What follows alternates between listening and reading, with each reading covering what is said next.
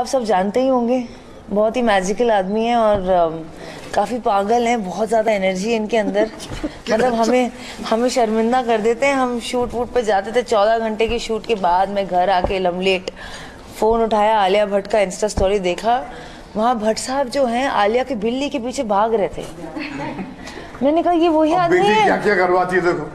मैंने कहा ये अभी हम उनके साथ शूट करके, मेरी हालत नहीं थी, मेरी मम्मी मुझे खाना परोस रही थी किचन में और मैं एकदम से उठ के गई कि नहीं यार मुझे खुद खाना लेना चाहिए, उनके अंदर एनर्जी है तो मेरे अंदर क्यों नहीं है। तो मतलब कमाल का एक्सपीरियंस रहा। I think life changing experience बोलूँगी मैं इसे। उन्होंने लाइफ के बारे में सिखाया, शब्दों से नहीं, थ्रू एक्शंस। आई थिंक वो ही प्रैक्टिसेस व्हाट ही प्रीचेस। वो सिर्फ प्रवचन नहीं देते, मैं उनको उनकी रियल लाइफ में देखती हूँ। सिर्फ कैमरा ऑन होता है तो वो ऐसे नहीं बन जाते बुद्ध की तरह, वो रियल लाइफ में भी ऐसे ही हैं। आप काम के भी नहीं रहोगे तो आपसे पूरी चर्चा करेंगे, आप कहाँ से हो, ये वो, अच्छा दिल के दर्द तो सुना के जाओ। तो he is a true person. चलते फिरते होटल की लॉबी में पेंटिंग को भी हाय हेलो बोल देंगे। Hello hello. चैलेंजेस फेस किया आपने सर के साथ काम करने को लेकर। वरुण सर, आपको भी मेरा यही सवाल है।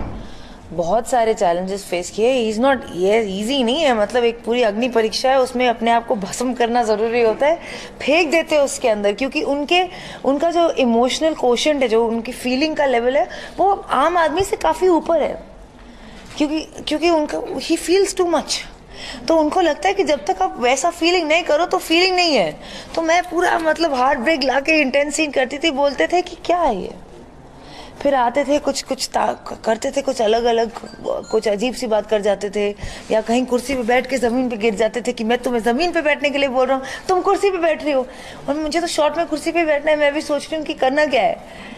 फिर समझ आया, ओ ही मीन्स कुर्सी पे बैठते हुए ज़मीन पे बैठो। ओ तो ये सारी बातें ना कोई आपको समझाता नहीं है इंडस्ट्री में और इंडस्ट्री के बाहर भी। एंड आई थिंक वो खुद ही बोलते हैं, जैसे बहुत सारी लड़कियाँ हैं उनकी लाइफ में, बेटियाँ हैं, बीवी है, एंड ही अंडरस्टैंड्स वुमेन। तो मुझे शुरू से हमेशा बोलते आ रहे हैं कि तुम्हें पता नहीं है कि you know how amazing your potential is as a women. तुम्हें क्या क्या करना चाहिए, किस हद तक तुम जा सकती हो। मुझे अब लगता है ये जर्नी जब ऑलमोस्ट ख़त्म होने को आ रही है जलेबी की, कि अब अगर मैंने इसको लाइफ में इम्बाइब नहीं किया तो मेरे 8 महीने बर्बाद हो गए। तो जो भी सीखा है अभी इसको यूज़ करने का स्ट्रैटेजी है मेरा।